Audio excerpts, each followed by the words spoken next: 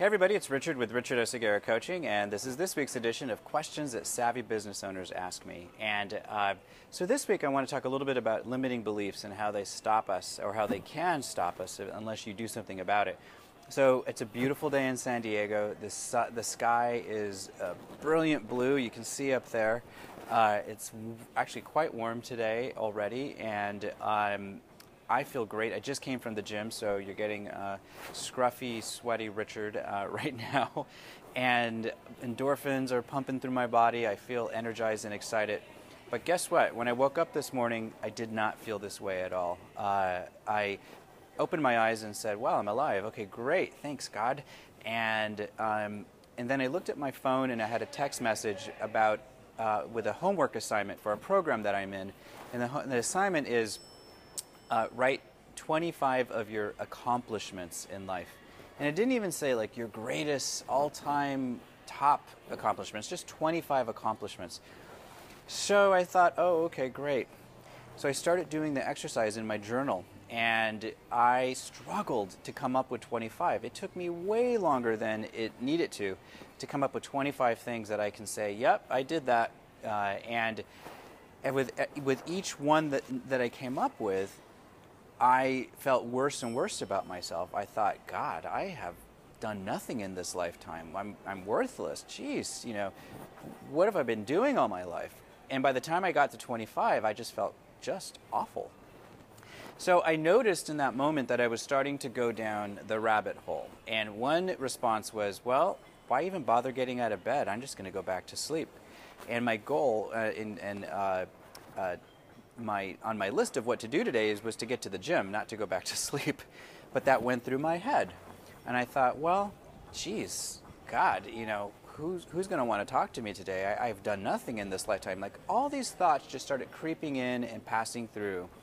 And they started to pull me further and further away from the truth of who I am and from what I'm up to do today. So I switched into, all right, let's manage this. Let's take care of this. Let's not pretend that it's not happening, but let's focus on how I'd rather feel instead. And I started to use some of my tools, and I got myself here to the gym, and I had a great workout. And working out for me just shifts the energy immediately and puts me into a creative, expansive, empowered state. So my question to you is, when you notice that your limiting beliefs are rearing their head, what do you do? What tools do you use? You have some, I know you do. Perhaps you need more. But what do you do to change the course, to move the needle, to create how you'd rather feel instead? One quick tool that you can use is a very, very quick affirmation, which involves just breathing in and saying, God, or whatever word you want to use, the universe, divine source, Bob, whoever you want to consider your higher power, something outside of you that, or greater than you, however you view this, up to you. In my case, I'm going to say God.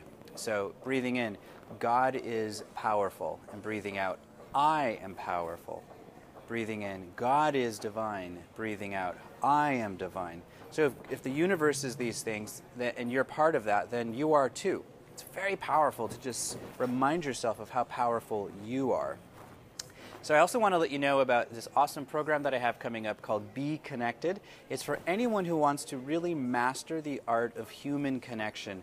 And we're going to be talking about how to get connected to yourself, in your heart, in your spirit, and also in your mind, so that you can be extremely powerful in connecting with other people when you're out about, whether it's networking, whether it's simply in relationships, wherever it is that you need to build new connections, new relationships.